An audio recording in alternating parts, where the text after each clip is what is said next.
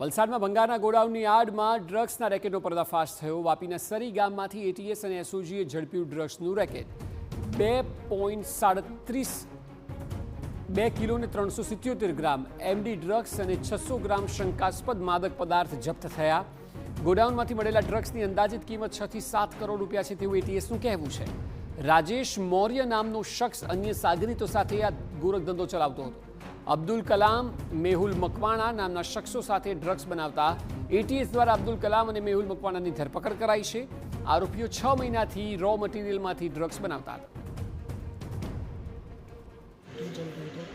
લગભગ 2 kilo 377 kilogram મેફેડ્રોનનો માદક પદાર્થનો જથ્થો તથા શંકાસ્પદ માદક પદાર્થ 0.698 કિલોગ્રામ જેને લગભગ 11 માર્ચ 2026થી એને પ્રતિબંધિત જાહેર કરવામાં આવેલું છે।